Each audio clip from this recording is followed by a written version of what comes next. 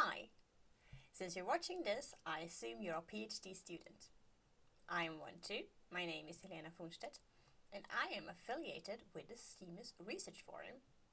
And this video is an attempt to convince you to come and join us. So you're a PhD student, but why did you choose to become one?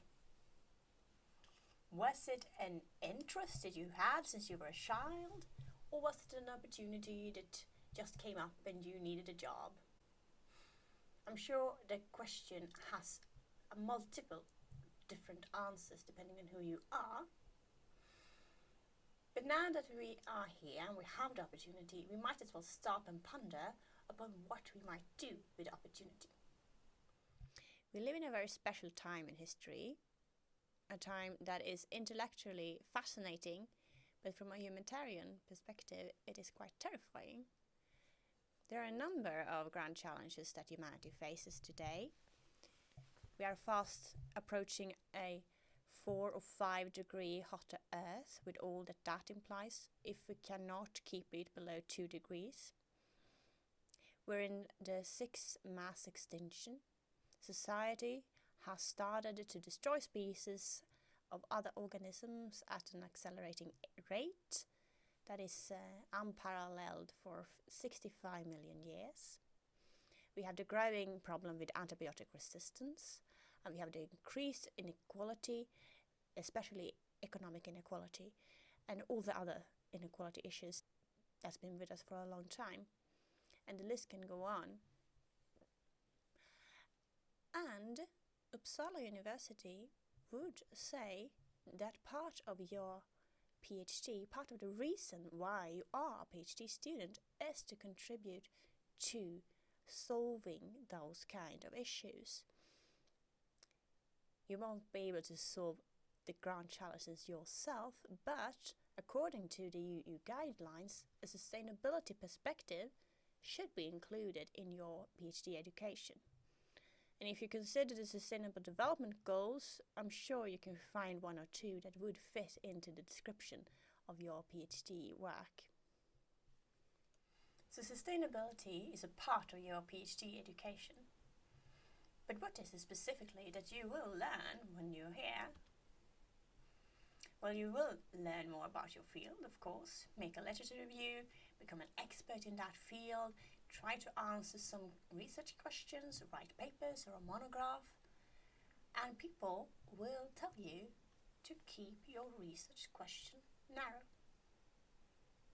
And you will learn a certain set of methodologies and a specialized discourse that is kind of used in your field. And then you might go to seminars and learn about what your colleagues are doing, or perhaps what people are doing in adjacent departments. So you will probably get some kind of grasp of adjacent fields. But some would argue that when a scientist follows a theoretical paradigm, he or she also gets a set of blinders that prevent the researcher to see certain aspects of reality. And the research training could be said to lead to a trained incapacity, which means that the better you learn to do something, the harder it is to learn how to do it differently. So the peer review process and the scientific training can construct this researcher who favors narrow research questions, a certain specialized discourse, and a certain set of methodologies. And if we try to move beyond that, the people at your department might say, oh, it's information overload, you cannot answer those research questions, then you shouldn't be doing it. Thinking in that manner might get you published, but it will make it harder to even try to approach the grand challenges that society faces today. Because those problems are wicked, meaning that there's no simple solution to them, and one solution might lead to you discovering more problems. So the narrow system boundaries of your field might not be enough. Therefore, we invite you to join the STEAMUS Research Forum. You can turn to us. We will not solve all of society's grand challenges, but we will try to get new perspectives and see that your thesis is actually bigger than your department and the things that are taught in your department. We will try to kind of look outside of the boundaries of your field, see that everything is connected, because everything on earth is connected. And we have a certain set of activities that we do in order to broaden our minds in this way. So we have bi-weekly seminars, and we decide together what we want to do. We do these seminars because this is a student-led group. The PhD students decide what to do, and the PhD students lead it together. And we can invite people for research seminars, where we invite external researchers that we think are cool, that do things that we would like to know more about, or we present ourselves to our peers and train ourselves in communicating our research to a wider audience, seeing what they think is relevant, how it might connect to the bigger picture, which piece of the puzzle are we contributing to with our research, and so on. And it's a nice way to get feedback on your research, because these people will not give you the ordinary feedback that you get in your department, focusing on everything you can do better. They might be curious in actually learning something about your field, and might be able to ask questions that get you to think more about what it is you're doing. We also have workshops, and again we decide what to do in these workshops. We can have a workshop about writing skills, career advice, how to apply for grants, how research ideas originate, the process of publication, etc. This is where you contribute. You can add on to this list.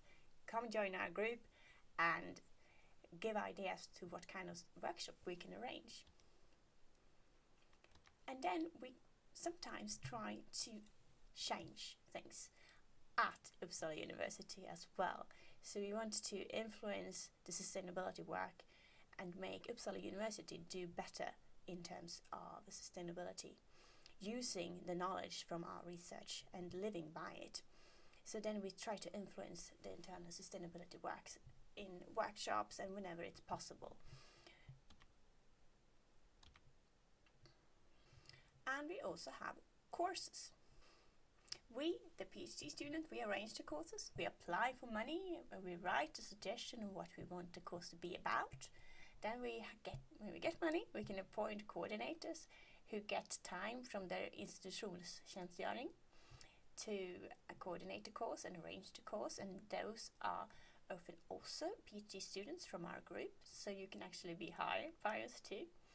And then we all construct a course together, led by the coordinators. And this is something that you can also influence. What kind of courses would you like us to have? What should we write the next application for? Come and tell us what you think. And then we also do other things, like we have an after works or field trips and other activities that you might think of. It's also community. You meet PhD students from other disciplines. We have fun and we support each other in the difficult times. That's bound to be there when you try to complete a PhD. And here the picture is the thesis from alumni from SIFO that you also get to nail here at Geocentrum. So we kind of gather our knowledge in that way too, calling it a fruit tree.